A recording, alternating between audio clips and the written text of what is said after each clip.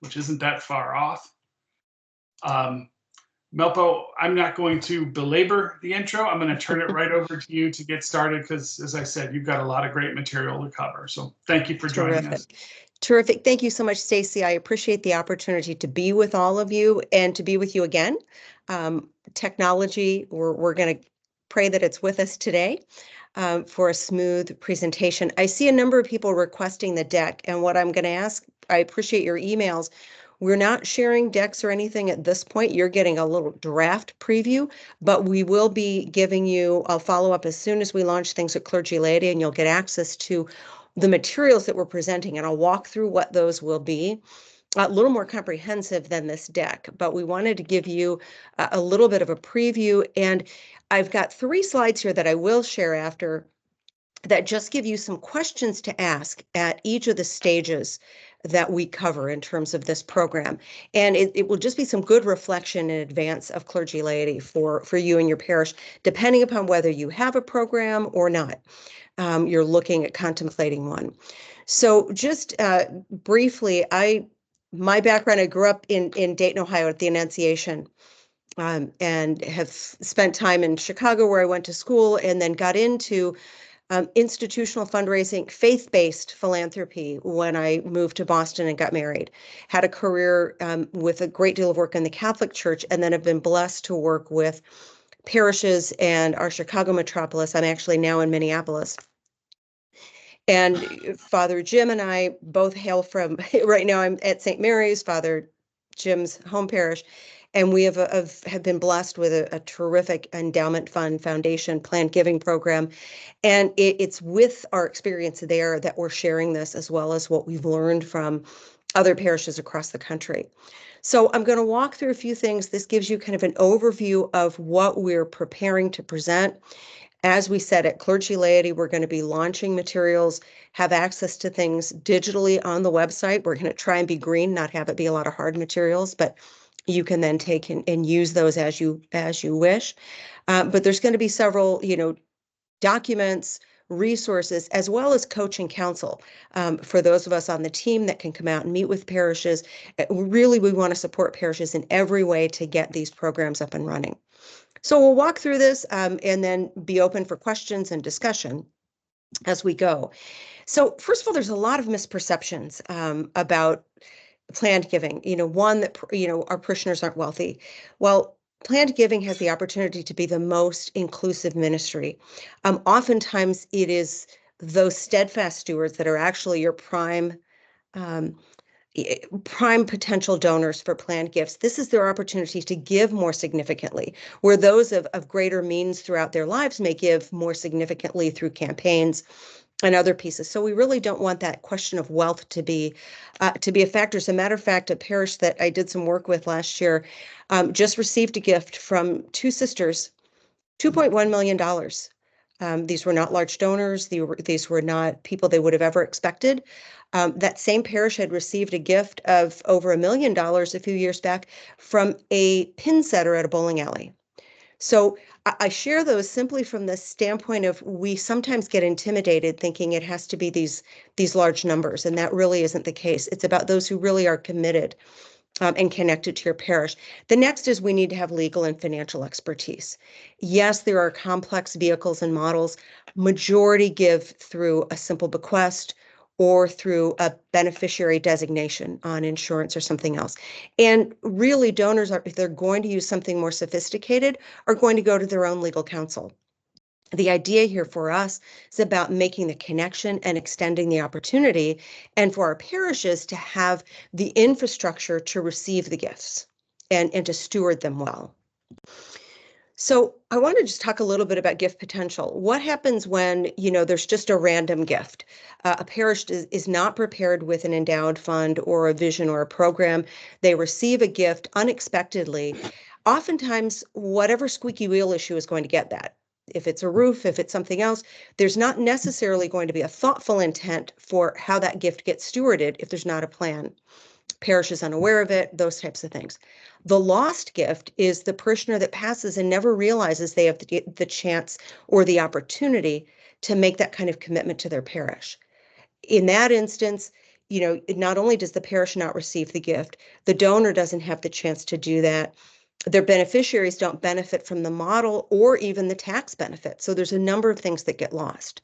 When we talk about a planned gift, there's really generational impact. A planned gift, the parish is aware of it in advance. They're able to recognize the donor. They're able to honor the intent of what they want to do with that gift through some of the priorities that are set. They model for the generations beyond them.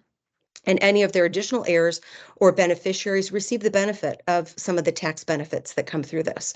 So we really just see that the value of this program is in making sure that we're really thoughtfully stewarding this commitment of our faithful and really extending the opportunity for them to do so. So, this is really a timely opportunity. There's some statistics here I just want to share, and these numbers vary. But right now, there's about $84 trillion that is expected to wealth transfer from one generation to the next by 2045.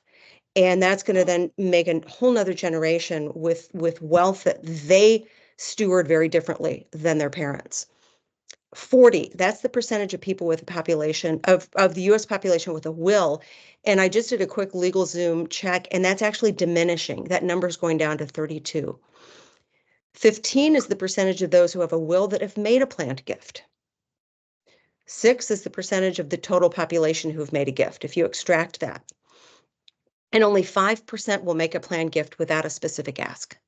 So if they have not been approached, if they have not had an invitation, very few are going to do this. But when they do, the number is significant that will make that impact. And, Giving USA gives us a lot of statistics on giving, and giving to the church and to faith has always been very strong, and it's growing in terms of bequests and planned gifts. So it's an area that we really want to expand for our parishes. Get this going through. There we go. So I want to just talk about the components of our offering from the Archdiocese. So this is really an outgrowth from Clergy Laity 2024 or 2022, when the Archdiocese made this commitment. They've made a staff commitment, an investment, and what we're really going to be providing are 4 things: a guidebook, a comprehensive guidebook, and a quick start guidebook. So you've kind of got two vehicles that you can use. Resources and templates on the kind of documentation that you might want to look at, on the kinds of brochures, the models of things that you might want to replicate in your parish. Videos and webinars like this. We're going to be highlighting some parishes that have been quite successful at this and learn from them, share those stories with you. And then, as I said, coach and counsel, those of us that can be available one-on-one to meet with your parish leadership. So these are the 4 components of offerings that we're going to launch at Clergy Laity in 2024. So I want to talk, our agenda today is just going to give you an overview of planned giving.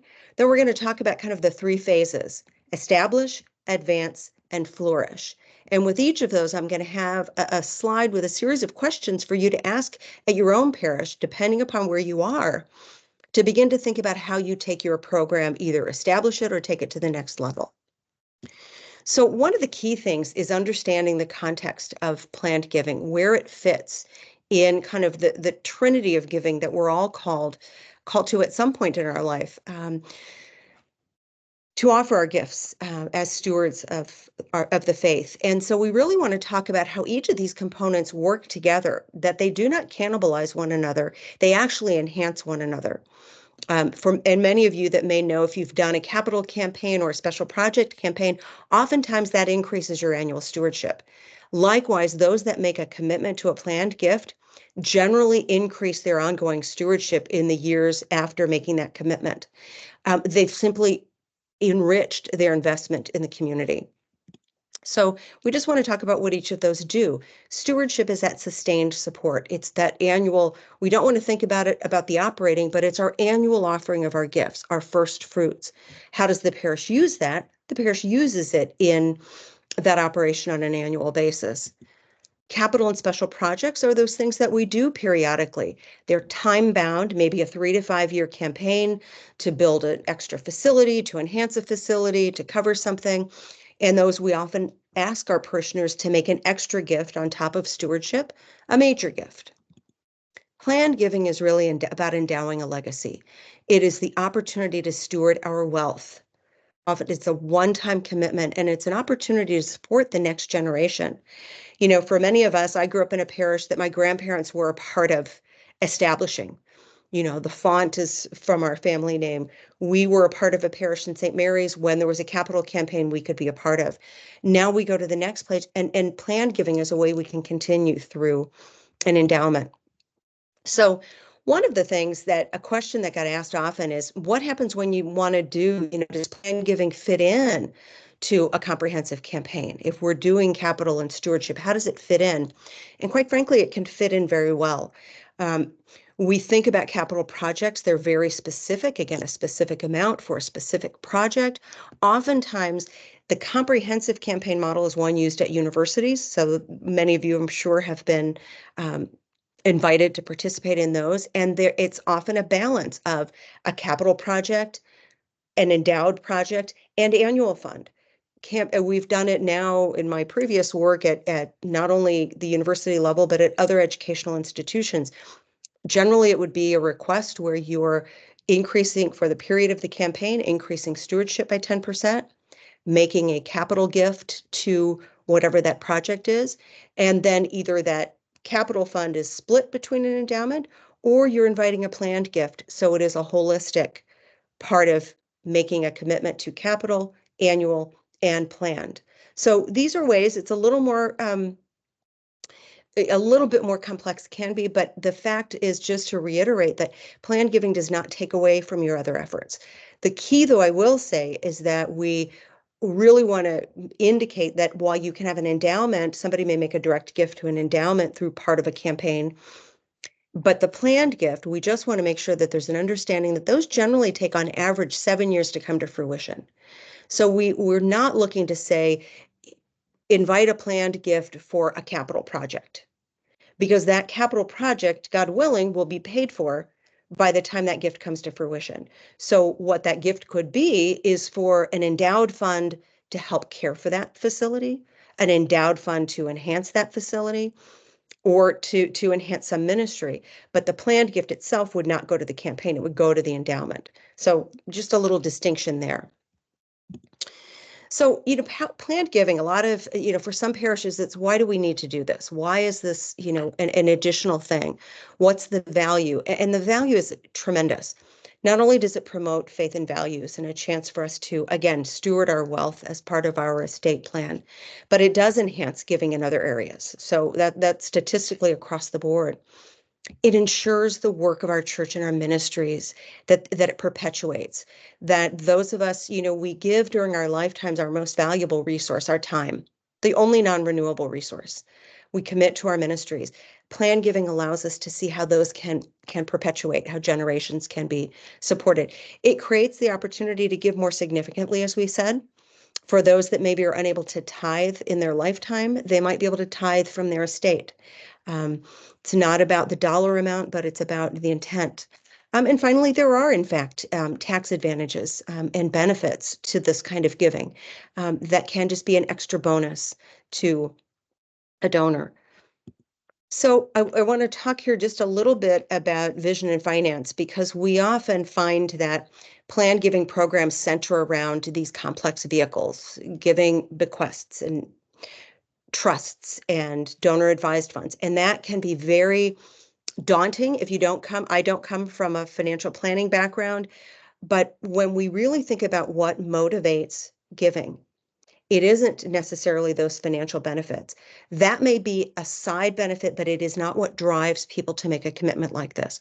What drives them is to see vision. There was a SCOBA study, the Council of Bishops study in 2015, that talked about in giving across the board in our Orthodox churches, when the focus was on mission and vision versus paying bills or financial advantage or gain, giving was much higher. People are drawn, especially in this kind of giving, to support vision. And so I put this here at the forefront because it's important for parishes to be mindful and able to express and articulate their vision. Because part of what a donor who's making a planned gift, they need to be able to trust leadership, not just that they see around them right now, but what are going to be the guiding principles of leadership 10, 15, 20 years from now. So when a parish has a clearly articulated vision, as a donor, I can say, oh, I know where that's going to go. I know what's going to guide their efforts in the next generations. So let's talk about the first phase of this, which is really establishing a program. And there are three components we want to talk about: leadership, the endowment itself, and the administration. So really your leadership is so critical, as we know, in so many of our ministries in parish life. The leaders that we get around the table, and especially when we're starting something like this, are so critical. Three keys that are so important across the board are faithful stewards, trusted individuals, and those with a level of spiritual maturity. This is not a sales pitch. This is not a quick, this is a relational piece, and we really want to have that broader view about it from a spiritual standpoint. The kinds of technical expertise or skill sets that are valuable to have around the table are not just, yes, you want investment advisors. We certainly want those that are going to help us manage these assets and articulate, be able to speak to some of the vehicles. But the other piece we want to look at is, how are we going to use, as the endowment grows and we begin to distribute a little bit percentage of those earnings, we give back to the community. How do we manage those? Who has some experience, maybe a nonprofit or ministry, that can be a part of that phase of this? I had a parish that said, we didn't think about this. They're well established in their program. And they said, we wish we would have thought about it from the beginning, because now that we're at a place where we're starting to distribute, we're having to sort of scurry and put all of this together, where had we thought about it at the onset, we'd be prepared. And the final thing is advancement advisors, people that will help you take the message out. Certainly every member of the board should be an advocate for it, but we want to make sure that there are those that have the communications expertise, the engagement expertise, that are really going to be able to, again, take your program out and make your parish aware. So in the establishment phase, you also want to look at things like appointments and succession. And I know for many of us, I will probably see heads shaking. We can have people that get caught in a ministry role for many, many years, and we don't have succession planning built in. And someone can either feel like it becomes their territory and they take it on for many years, or they can feel sort of burdened by it for many years. So we want to make sure that we build into this succession planning so that we get fresh faces, fresh talent, but also that we, make this an inclusive ministry. So in the early stages, you're going to want people that are a little visionary, that have maybe a little bit of a longer tenure to help you get off the ground. Then in the advancement stage, this is where they're going to document the practices and advocate. And then finally, in the flourish stage, that's where we're really extending out and kind of personally inviting people in. So there may be different skill sets that we're going to look at different phases. But we want to be thinking about all of this at the onset. The other piece I want to talk about in terms of leadership is clergy and laity. There are distinct roles in this. We are talking about estate planning. We're talking about an end of life. There are some sensitivities, and we'll get to those. The role of clergy in these conversations are not so much to lead that, but to really accompany lay leaders and provide that pastoral support. And so we really see the partnership between clergy and laity in this effort. Leadership training, the things that we would be providing or would encourage you to focus on, really are on how does your leadership advocate for the program? How are they able to speak about it? And how are they able to invite people? This becomes for everyone, clergy and laity. Everybody says asking for money, asking for this kind of thing is daunting. This is why we really talk about invitation, because it is not about asking for a need, but extending an invitation for an opportunity. And we'll really talk about some of the ways that that's distinct. So once we talk about leadership, then it's establishing the endowment. And I want to mention the value of having a dedicated endowment fund, not a separate foundation, not a separate 501c3, but a dedicated fund under the parish council, but that is overseen by your leadership of the endowment, because there's key things that this allows. It secures the principal separate from the operating budget. You compound the value of those gifts. You set the priorities for the endowment and they reflect the parish values. What are the things that this will be utilized for? And then that allows you to preserve donor intent, because the donor then knows coming in, these are the things that are priorities for that. And whether they make a specific designation within or a general one, they know that that is built into the documentation and it's memorialized. And that's really important. And not that the gifts simply go to the operating budget, but that they have a place to be housed and stewarded separately. We talk about the endowment having two values, in the sense that it provides security and it provides impact. So we maintain the principle, it compounds, it grows. As it reaches a certain threshold, we begin to distribute a percentage of earnings. Those get to go out into the community, whether they go into the parish for, as we said, maybe supporting a building or enhancing a building, whether they go to philanthropy and outreach or new ministries.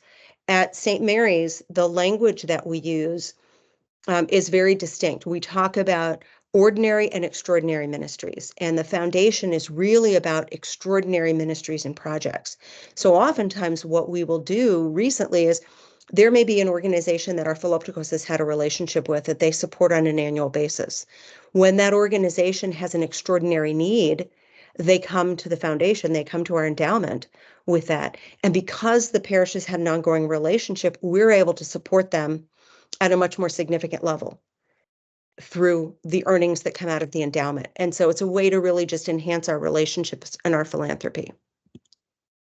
So the fund essentials, and these are things that we'll all be providing some components for, is having a distinct endowment, having a brokerage partnership, just opening a brokerage account. So when gifts of stock are given, and interestingly, the growth of stocks and the gift of stocks is really the second trend in the great wealth transfer. You want that intention and governance, so some details about who's leading the board and what the intention of the endowment is. A consideration of existing funds. One of the things one of our presidents did many years back is we had over 600 independent designated funds. They were started either as a memorial for a small project, but they were underfunded. It was for a large project and they maybe had $5,000 toward a $50,000 objective. And we were able to talk to a number of those families and merge those into the endowment in many cases. And it allowed those gifts to be much more impactful working together. So you want to consider that. There are gifts and investment policies. These are going to be a part of this, and we'll walk through a few elements. And then giving directives. Again, what are those priorities when you do start to give from earnings? What will direct that? And then finally, if and how are you going to recognize donors, individuals that have made a commitment, that have made a planned gift, a legacy society, other things. There are many ways that parishes can do this, and having it be part of the documentation when you establish your fund really allows you to set that precedent and to not have those things be varied as you go along, sort of a case-by-case basis. So let's talk through a couple of these policies. The investment policy is really going to govern how you manage those funds, how you steward those funds. So things like, how much are you going to accumulate before you move into distribution? What's the asset allocation? What's the distribution of your assets? And what's the role of a third-party fiduciary? For many, it's let's start with that third party right now. Let's pay the fee, have that as a third party, or have a set time when the fund grows to a particular point that we will engage that third party fiduciary who's then overseen by the board. So again, the distribution guidelines are going to be the principal reaches, for example, $500,000, we'll start to give 1% of those earnings. It reaches $1 million, we'll give 2%. It reaches 1.5, we'll give 3%. So that again, as the fund, as the principal grows, you're able to make an even greater impact with your giving. The distribution guidelines are where you say, what's that extraordinary, the extraordinary philanthropy, the extraordinary ministries, the extraordinary projects? What are the things that your parish is going to do? I mentioned that we do extraordinary philanthropy. St. Mary's is also, the home of Father Anthony Cañeras of blessed memory. And so one of the priorities of our endowment is educational ministry, extraordinary educational opportunities at our parish, bringing in speakers, expanding our library, those kinds of things. Those are not part of the annual budget. Those are part of proposals that come through the endowment. Gift acceptance policy, this is something, and again, we'll be providing some guidelines for it, but what are you prepared to receive? There are parishes that maybe are offered something. Somebody wants to give you a boat. They want to leave a boat in their estate. Is the parish prepared to receive it? Is it going to cost the parish too much to take this gift on, to have to manage it? What are the liquidation if somebody offers real estate? Are we selling it right away? What are we going to do? And the importance of having gift acceptance early on is that it, again, sets precedent. And so rather than somebody coming with a gift that they want to, maybe it's a property, but it's a property that the parish is going to really struggle with maintaining, if there are clear parameters set in your gift acceptance policy, it isn't a personal, when you have to decline someone's gift or guide them towards something else, it isn't a personal thing, it's about your policy. And that becomes very important because we don't want this to be something that's going to cost the parish to maintain. Now, this being said, the majority are gifts of cash, stock or bonds, things that go right into the account. But, Father Jim has spoken of, the gift of real estate that during his tenure of president was left to our parish that then needed to be managed. So these are things that just will help guide how your parish administers those. Gift acceptance considerations too are, will you have anything that's undesignated go directly to the endowment? Will there be an opportunity for somebody to endow a specific fund within your endowment? And what's the threshold level? If somebody wants to, say, support the choir ministry and wants to provide an annual, how much does their gift need to be to endow that? What's required of that? Others may want to direct a gift and have it spend down over so many years. So these are things to just consider in that policy. And again, we'll have an outline for you accessible. So the planned giving vehicles, I'm not going to spend a lot of time here, but these are the things we've talked about. The bequests, the majority, 75 to 85%, will come through a straight bequest. And in this instance, when we have what we'll be providing for you to say is a donor commitment form. So if a donor says, I've put the parish in my will, no need to indicate the amount, I've put the parish in my will, this is the name and contact of my executor. It provides so much direction beyond, because it's incumbent upon the parish to reach out if that gift has been given, in many cases, to follow through. Same with beneficiary designations, life insurance policies, tax deferred, retirement assets that perhaps aren't needed. Then there are gifts of property, and understanding how are those going to be, are they of perceived value, and what's your gift acceptance policy? Gift of real estate, is it income generating? Is it something that we're going to hold on to and develop, or are we going to sell it and use the proceeds? There are others that really are sort of functional while the donor is living. Charitable gift annuities, where they make a gift and they receive an income stream for their lifetime. A charitable remainder trust, where they gift income to a beneficiary and the remainder of that trust at their passing comes to the parish. Or the reverse, they gift income to the parish and the remainder goes to their beneficiaries. These rollouts, this is very popular right now. After the age of 70.5, donors can have qualified charitable distributions from their IRAs, and those can be gifted, and there's great tax benefits for those to be given charitably. And so for parishes just to be aware of this, to be able to speak to it so that parishioners have an opportunity to take advantage of that, to ask their advisor about it. And finally, appreciated assets, whether, variety stocks, bonds, a way to avoid capital gains. We've got a number of donors that do this on an annual basis, but this can also be a gift to the endowment as well. Donor advised funds currently hold $228 billion. And what those are third-party held funds. So a family might create a small fund that supports their philanthropy and their outreach. And then at the end of their life, that fund may pass on as a charitable gift. So a parish may receive a gift during their lifetime as one of their beneficiaries, but it also may receive the fund itself at their passing. So again, just things to be aware of. I know there's a lot of pieces there, but right now there are some tax smart options to even be thinking about: the IRA rollover, donor advised funds, and again, appreciated assets and gifts of stock, because those are really prominent for our donors right now. The other piece is recognition. And this, as I said, is something that's important to be thinking about at the beginning because you want to set precedent. There are theological ways to recognize our donors. Father Jim has spoken of this often, I know, is that we do memorials annually for donors who have passed, donors to the endowment, an autoclasia for those who have made an intention, but that we can honor them in that way. Public displays, what is the culture of your parish? For some parishes, plaques and donor recognition is very much a part of the ethos of their culture. For others, that kind of public recognition is not. So you want to be mindful of what is suited to your community. But I want to say one thing about the rationale for recognition. Oftentimes a donor will say, that's not why I'm giving. I'm not giving for the recognition. I don't want you to, but it is the opportunity for the parish to thank a donor and to inspire others. It is the chance to say this is something that we want to do. A small thing that's done in many campaigns and in many issues like this, they're donor recognition pins.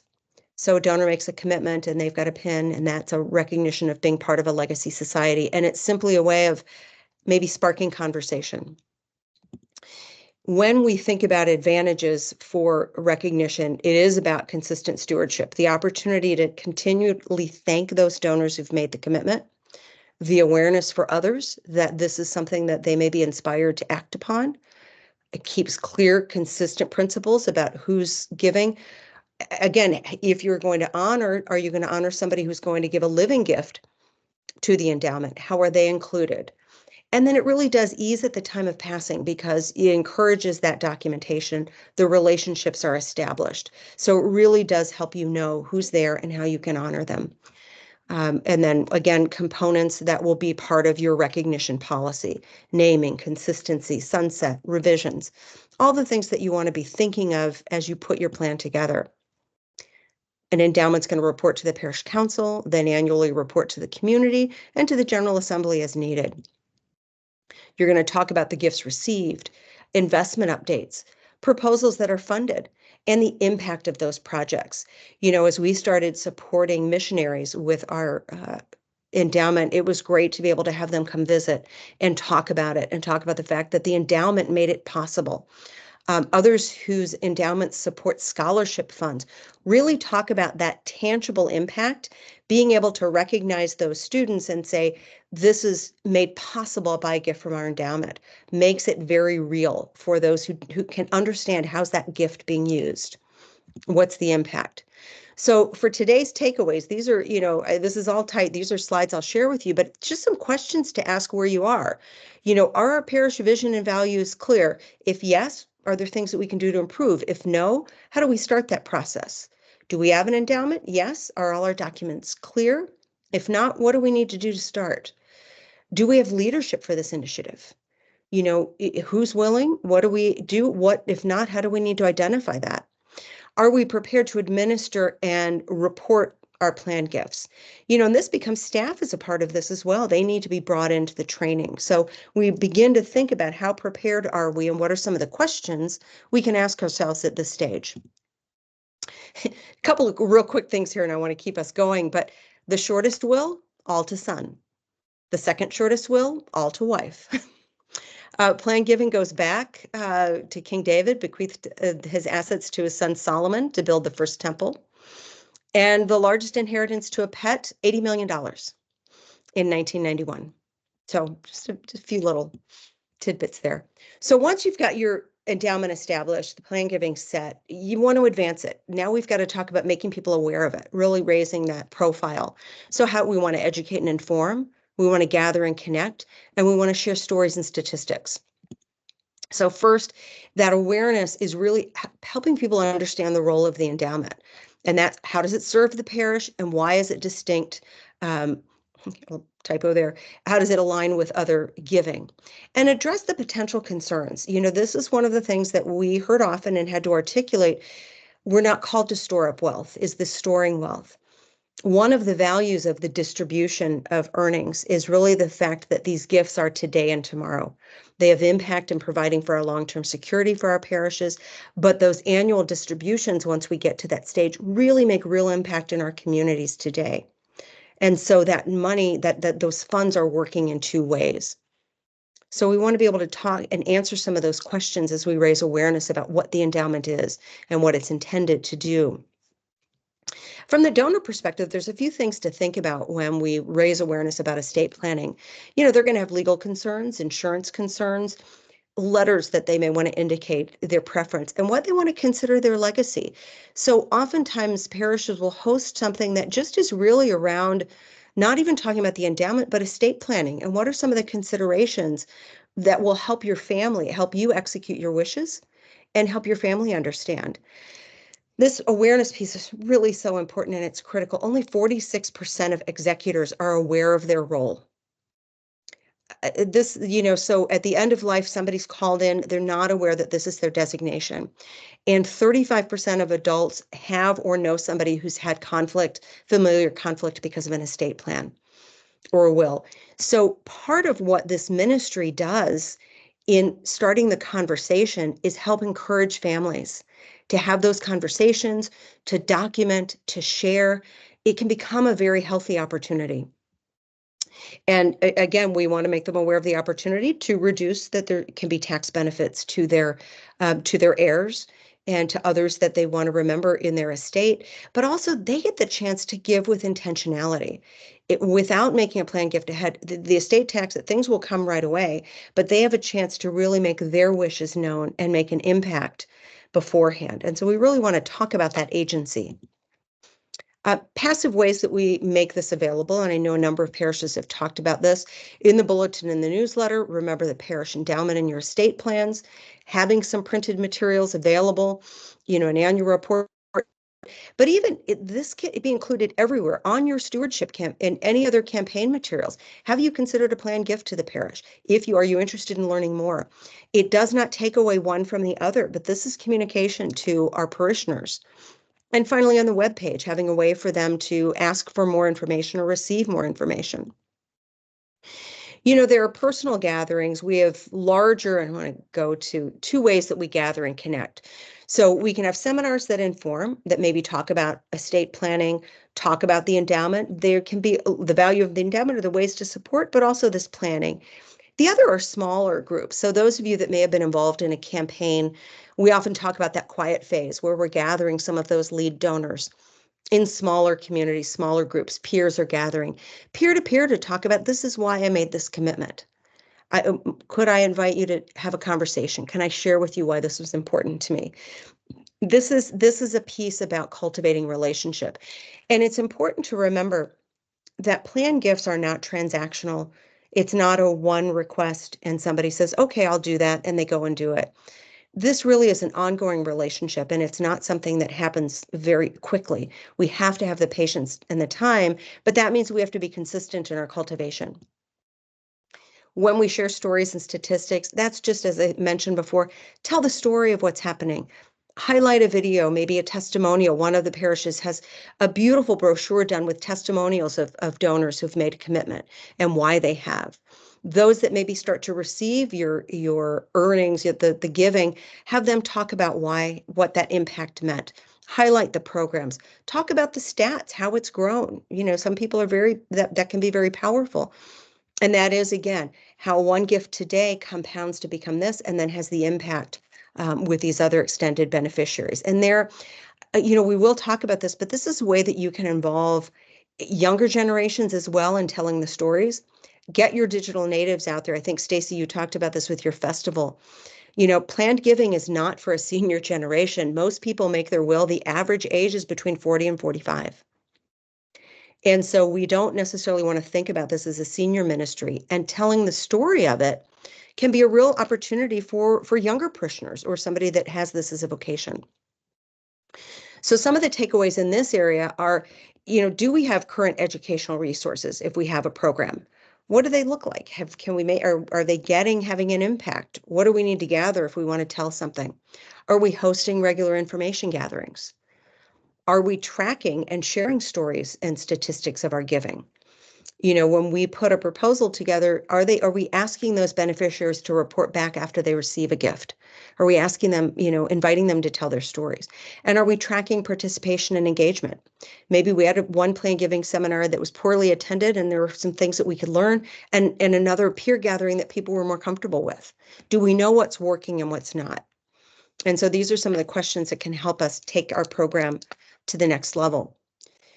Once we've gotten there, we're established, people are aware of it, we're starting to talk about it.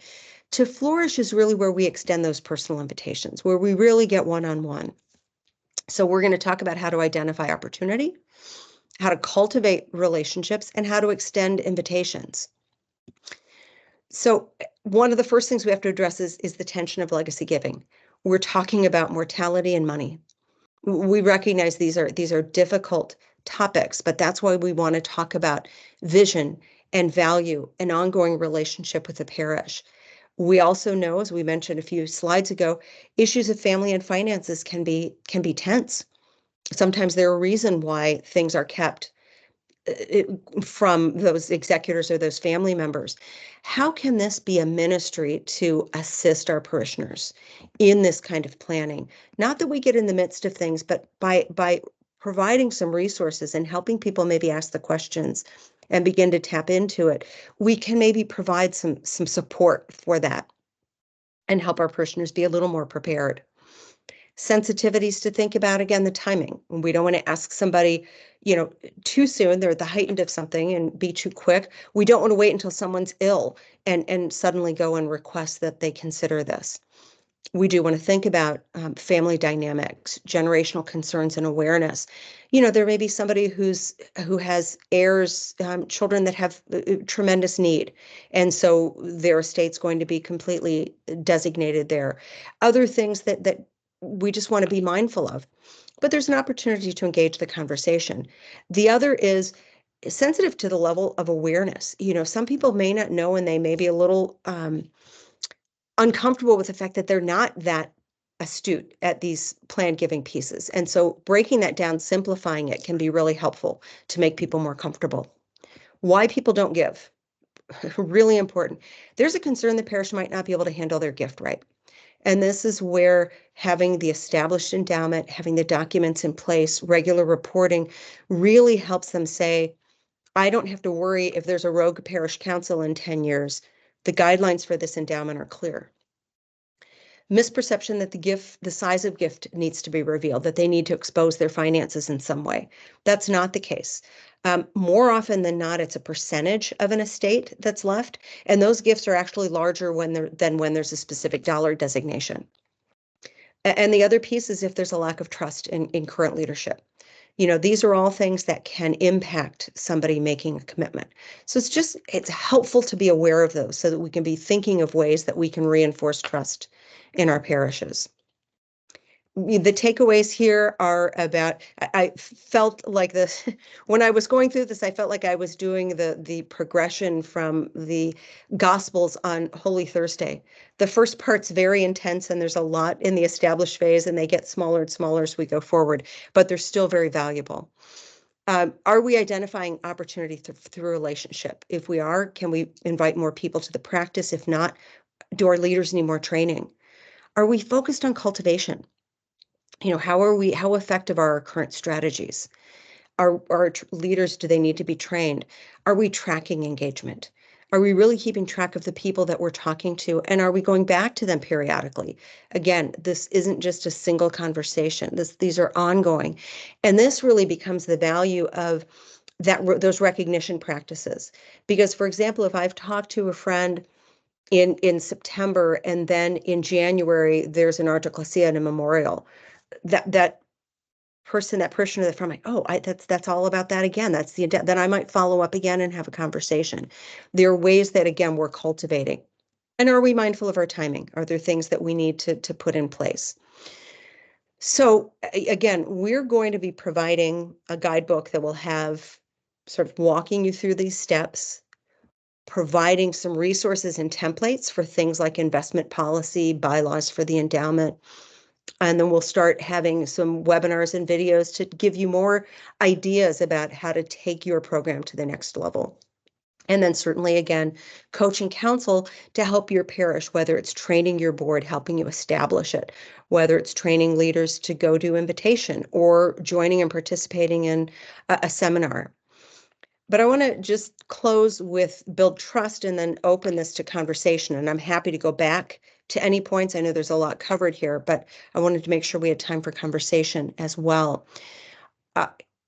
Again, these are all things I'm sure you all know from your work within the parish, but transparent financial accounting, regular being able to say, here's what we received, here's how it's grown, here's how we're using it on a regular basis, the history of the management, proper stewardship of the gifts, a clear vision for the future that's articulated in those policies and what that commitment is.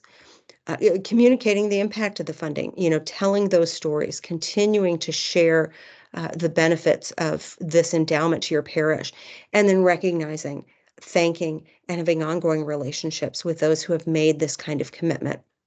It isn't one and done. They're part of something. Because as I mentioned, those that make this kind of gift often then enhance their giving in other ways to the parishes over the years. So we want to make sure that we are cultivating relationship as we go forward. So with that, I want to open to questions, comments, discussion. I'm happy to go back to pieces. Again, I know there's a lot of content here, but I wanted to make sure we walked through it and provided some opportunity for discussion. Sure. Thanks, Melpo. Give you a second to take a breath or get a drink of water. And the share screen so we can see everybody. Great. Let's get to go. Go ahead, Stacey. How do I go out of that? If anybody has a question for Melpo, you can either raise your hand and I will happily call on you, or you can put your question in the chat, whichever you prefer.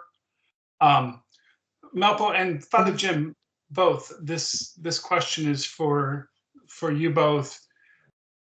What do you see as the correlation between parish with healthy stewardship mindset and embracing of planned giving in both of your experiences? I'm just curious. Go ahead, Melpo.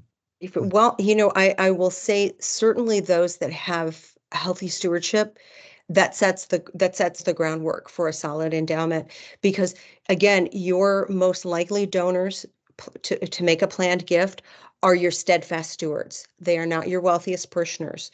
The average, it's those, and this is outside of faith-based giving, but generally parishioner or donors who make a planned gift have had an ongoing relationship for 10 or more years with the organization. The reason why planned giving is so well suited to parishes is that we have that ongoing relationship in a much more committed way for many more years, oftentimes. However, that being said, I will say that for some, I've seen parishes say, well, let's just shift to this and get larger dollars. And they've taken their eye off of stewardship. The reason we really talk about the context of giving is that all three have to work in concert. They really have to be a part of holistic giving for an individual and for a parish program. Father, I'd love to hear your experience. And I think you covered it, Melpo. I just have a comment on the whole presentation and the whole ministry that we're launching here. Is that as a former parish council member and one who sits on monthly parish council meetings at my parish, there's an inertia that's really hard to overcome.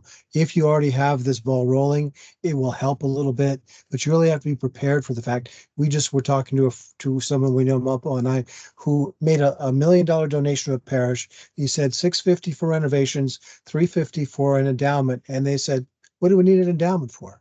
So, and then there are parishes that say we need an endowment, but it just the ball gets kicked down the road, gets kicked down the road over and over after meeting. So what Melpo's work is going to give you is all this information, but also in a quick start guide format, which is more abbreviated, because people will lose interest. I mean, there are those parish council members that don't think about the parish council until they're driving to the church. You want to make sure you can give them what they need to know so they can make a decision. So she's going to cover all the bases, both in depth. It's going to be like an owner's manual that you only go to the details when something you don't know why it's not working. But I've watched her material develop, and it's really comprehensive. So we just need to get our people to understand the idea that this is part of our mission and vision for the parish.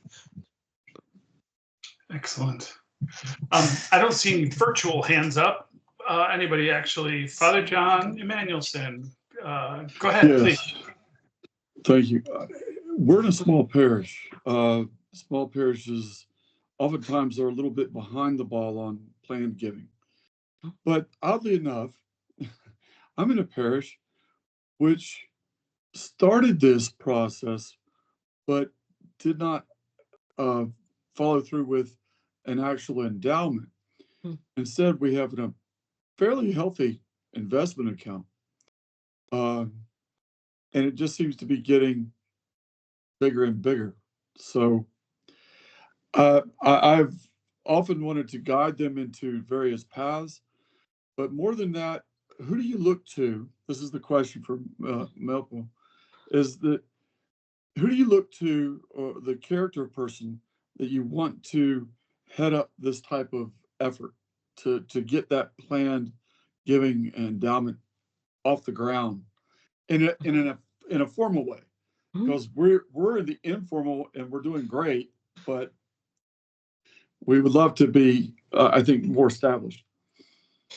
Well, a couple of characteristics that you're going to want to look for. Somebody who's a steadfast, faithful steward, somebody who understands the dynamic, the character of your community, because it sounds like what you need to do is put some of that frame around that fund about what its intended use will be. That you're blessed to have those resources, but how do we then align them with our parish vision, with our mission, with the work that we want to do? And so having somebody that you, on that first slide in the early part, it's a visionary, somebody who can really see it. And oftentimes we see for ministries, parishes taking former parish council presidents who have had some experience within the parish. Not everybody's well suited. I don't want to say everyone, but oftentimes that's somebody who has been able to see the picture widescreen. And so they have an understanding. And oftentimes when they're out of those day-to-day duties, they see some things that really can be of value to serve the parish. And so that can be, a resource as well. But you want somebody who can be visionary about how those serve the mission of the parish.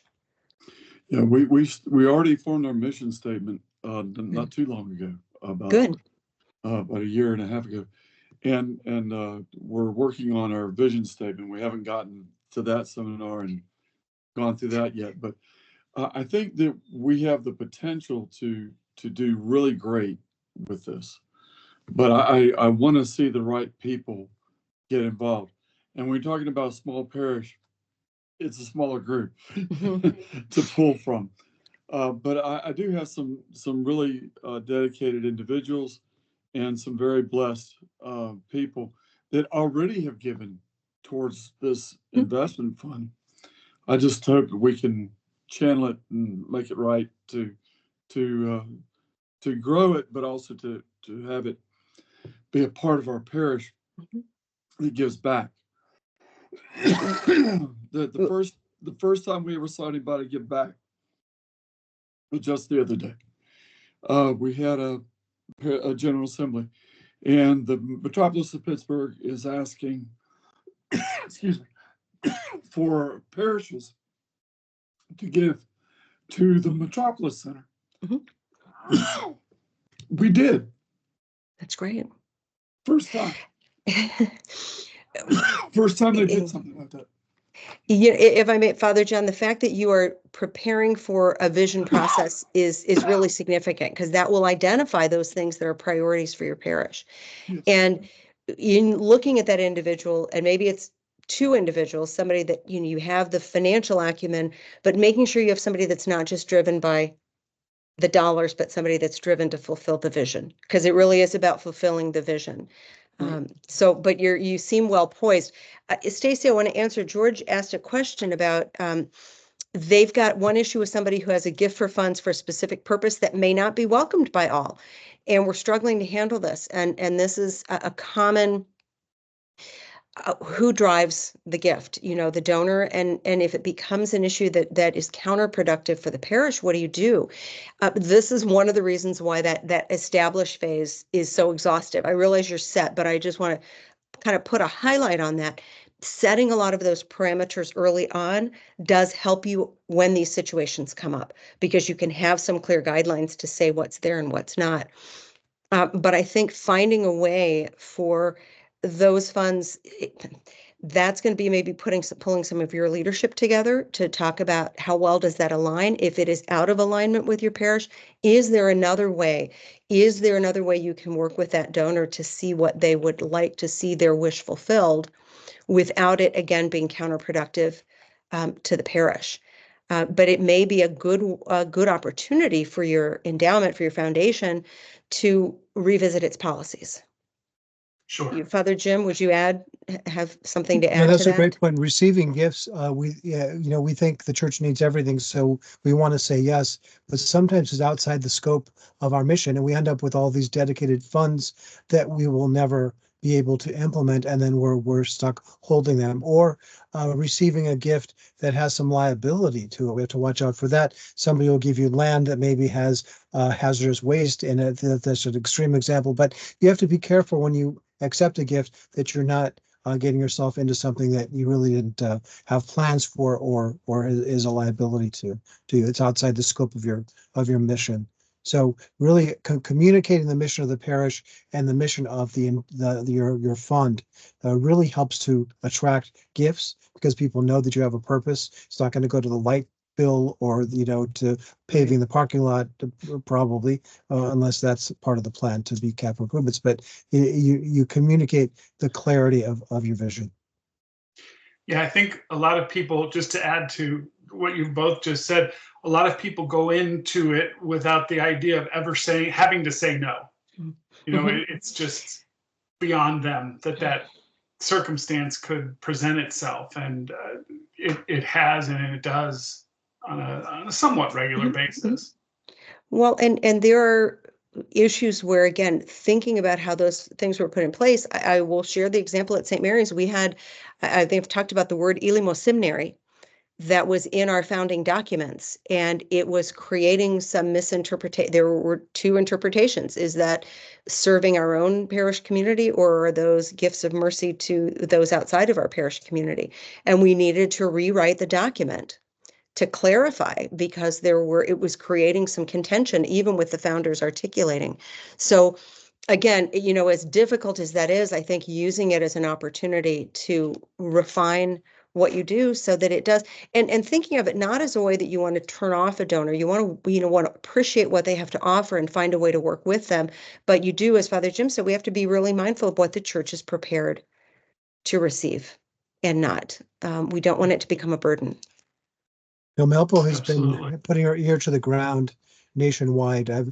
She's had a lot of leads. She's talked to a lot of people, and she's learning as much from the mistakes that have been made as from the successes, because there are a lot of pitfalls. People that form separate 501c3s, which seem to solve a lot of problems, but they create just as many problems. When you set up a separate tax ID number, a separate organization, they can go off the reservation, and it creates a whole different set of problems that the Archdiocese is not promoting that approach. They think a dedicated fund on the books of the church is the best way to go at this. So, but Melpo will come to you wherever you are in this walk, in this effort.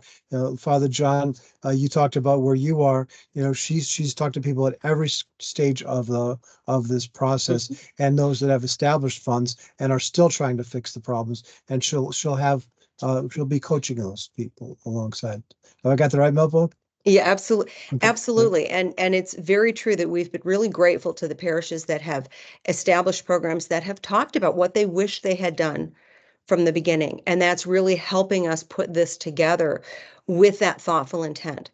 One is that, we're building the plane while we're flying. And on one hand, it's great that they had the early gift. Others had an early gift for one very specific purpose. And they're now saying, wait, we want to expand this. We want to, build upon this and do something more comprehensive. And others have said, we've had this and it's kind of been passive, a little stagnant. We started early, got a little bit of a kick, and now we need to amp it up. And so really there are parishes at every stage. And the biggest thing is simply that this is an opportunity for our parishioners to be a part of their parish for generations to come. It's a chance for them. It is a stewardship offering.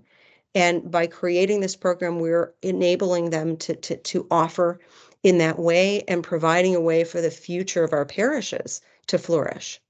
Brother Jonathan has a question. Yeah, recently, it's a comment, then you can respond to it. Recently, I had a parishioner very beautifully shock me by saying, Father John, I put the church in my will. I said, you did? She said, yes. You're going to have more iconography. And that must be a substantial gift. We're talking about iconography for the church walls that are very empty right now. And so, and of course, I need more details. But the fact that there is one gift already designated like that, it needs to be put into a proper perspective, right? Proper place. And I think how would you help the parish receive a gift like that? I guess is the best question. Well, and that becomes, so as you are talking about your values and what are the things that are going to be the priorities for that fund, it sounds like perhaps enhancing your sanctuary. If it's in a place that may be a piece of that, so that may be a priority of your fund, along with ministry or philanthropic priorities as well. And so that would be a place where that would be designated. And what the difference here is that by being very intentional in how you put your priorities in place, it invites those gifts in versus the parish reacting to a parishioner saying, well, I'd like to see this. And the parish goes, well, I guess that's okay. But there really isn't the kind of thoughtful intention to say, is that the right thing for us in this way at that time? We want to honor a donor intent, but we don't always want to be subject to the donor's directive. Like George was saying, if the donor has an idea and an intent that really is counterproductive for us, by having our own, proactive intention, we can help guide that. But if we simply wait for donors to say what they want to give, we might be all over the mark. And as Father Jim said, have a lot of underfunded initiatives. Well, I'd like to see that courtyard done, and I'm leaving $5,000, but it's going to take 50, but that's going to sit. Somebody else might not see that as a priority. Right. Stacey, are you preparing to wrap? Are you going to wrap? Because I want to say one thing before. I wasn't going to. I was going to give us a little more time and throw it out there for anybody else who might have questions. Can I just share one success story that our parish where I served in the early 90s, I was on the council. Can I tell that story again, Stacey? Is that okay? Okay. Since the early 90s, St. Mary's Church in Minneapolis has collected 700. Well, Melpo, your husband's in charge of it, but it's 700,000 approximately. They've collected about 700,000 since that time. They've given away 600,000. And the fund is worth around $3 million. That's just the time value of money, because as some of the people involved will say, it hasn't been managed that well. It's been managed well, but not that well. So it's the success of the time. Go ahead, Apple. Well, and I was just going to say, it's also not been advanced. It's another example of, we had it established, but there's much that St. Mary's is going to learn in ways to continue to raise awareness for new gifts, because that's been, not as many gifts, but they have compounded and been invested well and really made an impact. Father George, nice to see you. There you go. I want to make sure you see. Yeah, good. Yeah, absolutely. Welcome, Father George.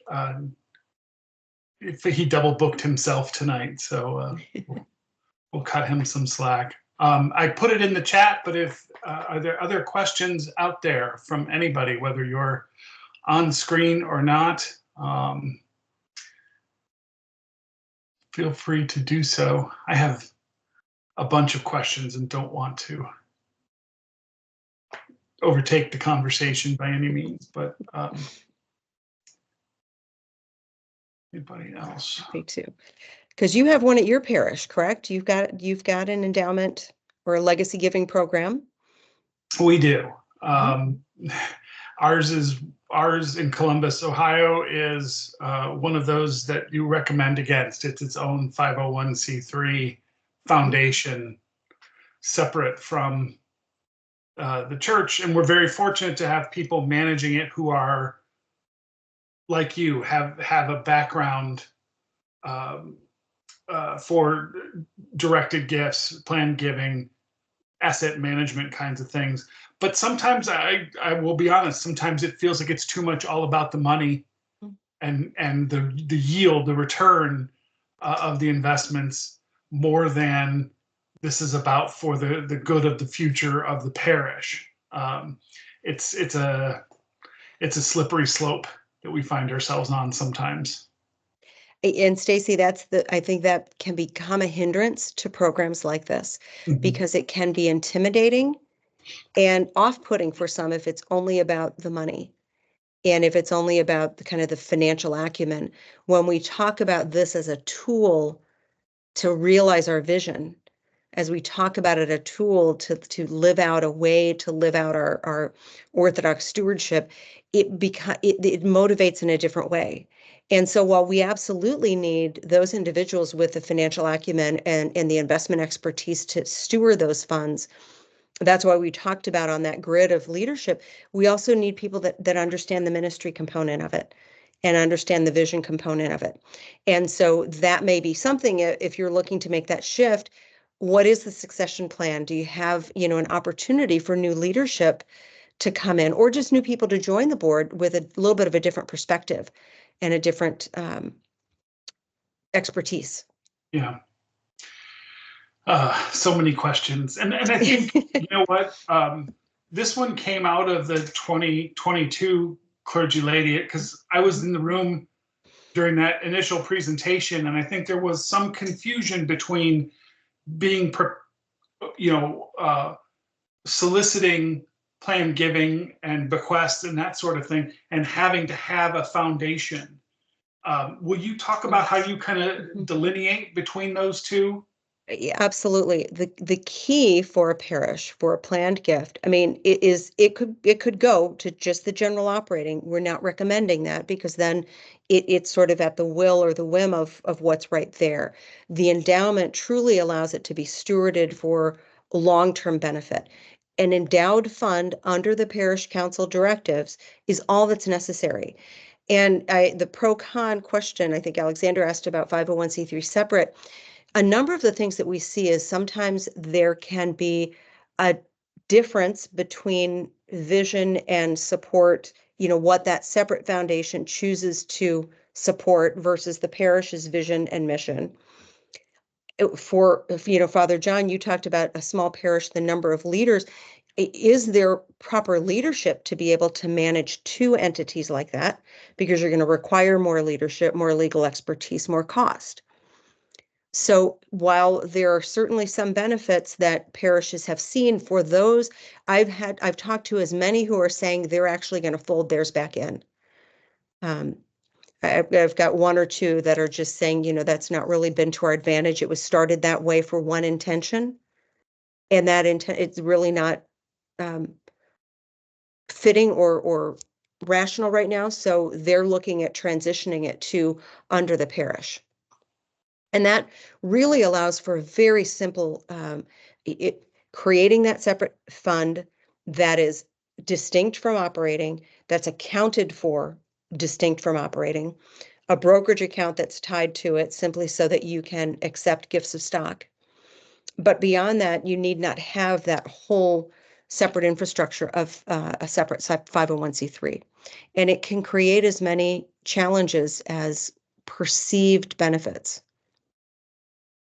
Right, and you have an accountability mechanism if the parish sets up, right? I mean, usually what you have is a perception. We need to set up the separate 501c3 so that there's an accountability for the restricted purpose of the funds. But you can accomplish all that with internal to the parish without creating all the increased burdens, the IRS filings and justification of use of funds and all that kind of stuff that goes with the separate entity. We did have, oh gosh, I want to say it was like 10, 12 years ago, before they had national roles. Maria Stefanis, who's now the chair of the National Audit Committee for the Archdiocese, and Elaine Allen, who's the treasurer, they both came to our metropolis and talked about this actually as the kind of the feature for our finance meeting in January. And they talked about, IRS designations of type 1, type 2, type 3 supporting organizations, right? The tie between the fund, the endowment, whatever, and the governance of the church. Is it totally controlled by the church? Is it mostly controlled by the church, partially, or not at all?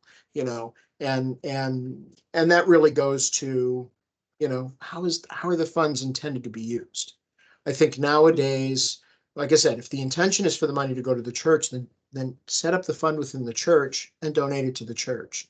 And if the person doesn't really necessarily want it to go fully to the church, well, you can set up a donor advised fund. Like, there's all these kinds of vehicles that you can set up that can steward the funds with your own purpose, vision, goals, whatever, that aren't necessarily tied to the church. Thank you, Father George. I mean, I hope everybody's felt like we've had a rich and productive discussion this evening. I don't want to belabor. I also don't see any other questions in the chat or any other hands up. At this point, going once, going twice. Oh, Nick. Right before I was hit the 3 count. Nick No, please go ahead. Nick Castidegas from St. Demetrius in Warren. So it was very good presentation, very helpful. A lot of questions answered. Still have more, but for now I'm absorbing it all. So very good. You had mentioned that you're available in case we want to reach out. Just contact you directly, or do you prefer if we work through Stacy or somebody, or what's your preference? If you want to just put your email in the chat, I'll reach out to you directly via email. Okay, thank you. Happy to do that. And so, Melpo, so I'm the treasurer of St. Demetrius, but I'm also just new. We had Bill Marianas come and spend time with us for our strategic planning, and we formed 3 major groups, and one of them was stewardship, which included plan giving and all that. So I'm the, if you're familiar with Bill's methodology, I'm the head coach. Right. For Great. the for Great. that, yes. So anyway, we haven't rolled it out to the community yet, but within our strategic planning group, I talked briefly about plan giving. I certainly didn't have the depth of knowledge that you laid out here. So just from some of what Bill had presented, as I was rolling that out to our strategic planning group, which was about 40 of our parishioners, I could tell that it was, even though we have a lot of giving, this specifically was kind of a front that we haven't developed yet. And I could tell by the looks on their faces that it's kind of a new concept. And one of your earlier slides, you talked about how the 3 ways of giving, capital campaigns and stewardship and plan giving, how they don't cannibalize each other. And that was actually my concern, was that they would. But you the way I think I remember you saying it, you said they kind of can enrich each other. So anyway, so that was kind of good to hear. And yes, I'll put my name and address in there, and I will be reaching out to you. So this was helpful. Thank you. Terrific. Absolutely, Nick. And I appreciate your really having it tied with a strategic plan. You're probably identifying your values and vision for your parish. So really a great opportunity to align, put an endowment fund together with some clear priorities. And so that you can go out and make that, extend those invitations. Look forward to working with you. Thank you, Nick. There's his contact info. Great. And just as a reminder to everybody, Melpo gave us so much good information tonight. Between Father George and I, we will be posting this to our Metropolis YouTube page, so you can go back and rewatch it. If there's a section, that you need to absorb some more, there will be that opportunity. Thank you, Anthony. And again, we'll have the quick start guide, the main guide, some additional documentation available online, all set to launch at Clergy Lady. So you'll be able to have access to that. But then again, we'll look at ways that will continue to come out, reach out, webinars like this, small little videos with some updates so that you'll be able to have kind of a continued resource, as well as, again, the one-on-one work that we can do. Excellent. Well, with that, I think we'll close tonight. And Father George Callos, I'm going to put you on the spot to close us in prayer, if you'd be so kind. Jesus, having risen from the grave as he foretold, has granted us eternal life and his great mercy. Isos Anesti. Thank you, everybody. Thank you all. Pleasure to be with you. Have a great evening, Melpo. Thank you, Father Jim. Thanks, Stacy. Thanks so much. Thank you both. Good night. Good to be with you. Bye-bye.